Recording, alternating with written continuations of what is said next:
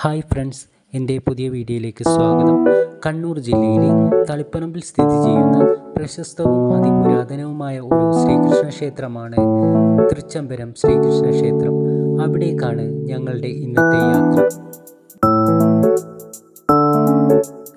കംസവധത്തിന് ശേഷം രൗദ്രഭാവം അടങ്ങിയ ശേഷമുള്ള ബാലകൃഷ്ണന്റെ രൂപത്തിലാണ് ഇവിടെ പ്രതിഷ്ഠ. 1000-ലധികം പഴക്കമുള്ള കേരളത്തിലെ പ്രമുഖ കൃഷ്ണക്ഷേത്രങ്ങളിൽ ഒന്നാണ് തൃച്ചംബരം ശ്രീകൃഷ്ണ ക്ഷേത്രം. ക്ഷേത്ര ശ്രീകോവിലിന്റെ പുറം ചുവരുകളിൽ 15-16 നൂറ്റാണ്ടുകളിലേതെന്ന് കരുതപ്പെടുന്ന മനോഹരമായ ചുവർ ശില്പങ്ങളും കൊത്തുപണികളും കാണാവുന്നതാണ്. കംസൻ അയച്ച കുവലയാപീഠം എന്ന ആനയെ വധിച്ച് കംസനെയും വധിച്ച് ശാന്തനായി നിലകൊള്ളുന്ന ഭഗവാനാണ് തൃച്ചംബരത്തപ്പൻ. ശബരം മഹർഷി തപസ്സു ചെയ്ത സ്ഥലമായതിനാലാണ് ഈ സ്ഥലത്തിന് തൃച്ചംബരം എന്ന പേര് വന്നത്.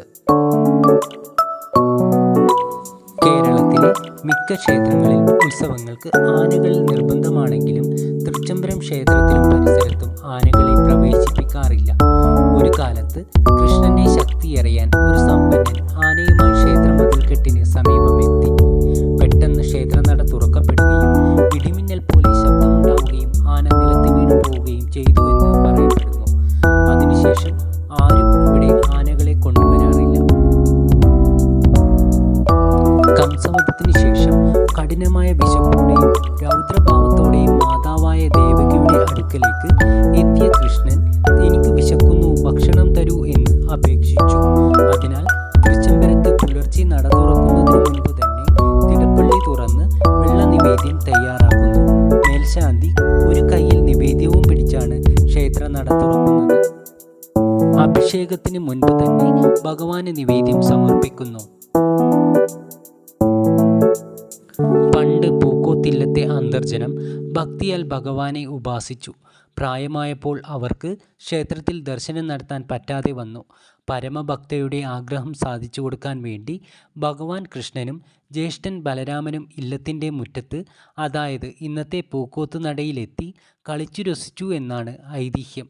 ഇതിൻ്റെ ഓർമ്മയ്ക്കായാണ് ക്ഷേത്രത്തിൻ്റെ ഉത്സവകാലത്ത് പൂക്കോത്ത് നടയിലെ ആലിൻ കീഴിൽ തൃച്ചംബരത്തപ്പനും മഴൂർ ക്ഷേത്രത്തിലെ ബലരാമനും ഒത്തുചേരുകയും തോളോട് തോൾ ചേർന്ന് തിടമ്പ് നൃത്തം ചെയ്യുകയും ചെയ്യുന്നത്.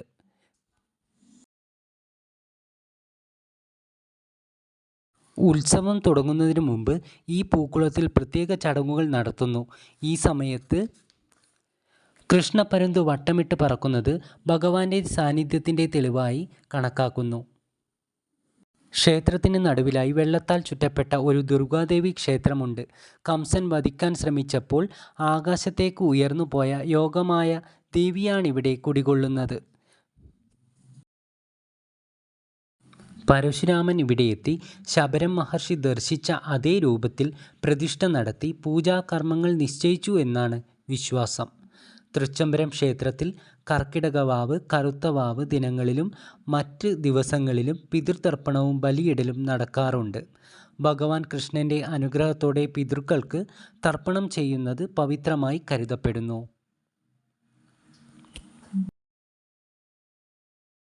പിതൃതർപ്പണത്തിൻ്റെ ഐതിഹ്യം ഇങ്ങനെയാണ്. കംസവധത്തിന് ശേഷം യുദ്ധത്തിൽ മരിച്ച പടയാളികൾക്കും കംസനും വേണ്ടി മുക്തി ലഭിക്കാൻ കൃഷ്ണനും ബലരാമനും ചേർന്ന് പിതൃതർപ്പണം നടത്തി എന്നാണ് ഐതിഹ്യം. ഇവിടെ നടത്തുന്ന പിതൃതർപ്പണം പിതൃദോഷങ്ങൾ അകറ്റുമെന്നാണ് വിശ്വാസം. ഒത്തിരി പേരാണ് ഇവിടെ പിതൃതർപ്പണം ചെയ്യാനായി എത്തുന്നത്. ഞങ്ങൾ ദർശനം കഴിഞ്ഞ് മടങ്ങുകയാണ്. പൂക്കോത്ത് നടവഴിയാണ് ഞങ്ങൾ യാത്ര ചെയ്യുന്നത്. എൻ്റെ ഈ കുഞ്ഞു വീഡിയോ ഇഷ്ടമായാൽ ലൈക്ക് ചെയ്യാനും കമൻറ്റ് ചെയ്യാനും ഷെയർ ചെയ്യാനും മറക്കരുതേ.